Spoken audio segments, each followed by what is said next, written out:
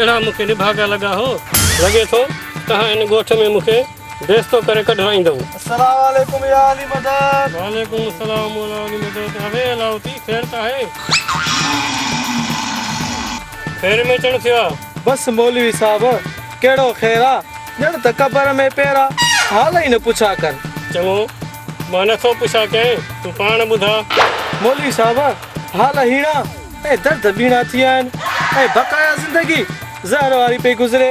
लाउती तो फिक्र न कर तू सही जगह ते आयो आहीं। तुझी ज़हर वारी जिंदगी हाणे खुशन वारी थींदी। छा मसलो आहे तू रुगो मूंखे ॿुधा। तू तो फिक्र न कर लाउती तुझे मसले जो हल मूं वटा। उन लाइ थोरो पैसनि जो ख़र्च थींदो।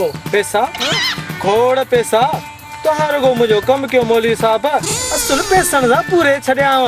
लाउती हाली कुछ तू खर्च जे लाइ पैसा ॾे एडवांस तौर।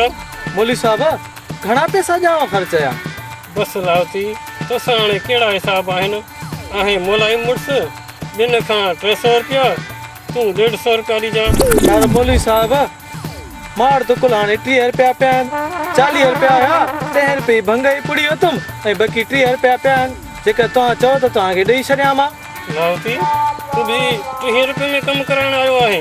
असांखे तो सां फ़ाइदो किरो सम्झो आहे। माण्हू त असांखे इन कम लाइ 1000 रुपया ॾींदा आहिनि ऐं तूं रुगो 30 रुपया खणी आयो आहीं। न खपनि तुंहिंजा इहे 30 रुपया मूंखे। उथी हाणे निकिरी हलो थी ॿियो को अची वियो उथ हल। चङो हाणे वे ये 30 रुपया बि ॾे ऐं पुड़ी बि ॾे। लाउती पैसा मूंखे ॾे ऐं भंग हिननि खे ॾे।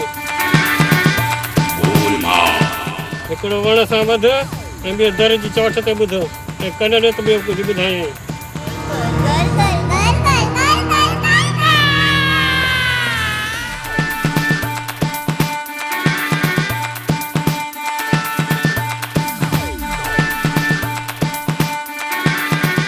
छोरा जल्दी ये नंढो कुंडो खणी आ मथे त मुख ते जी भंग मिली आ।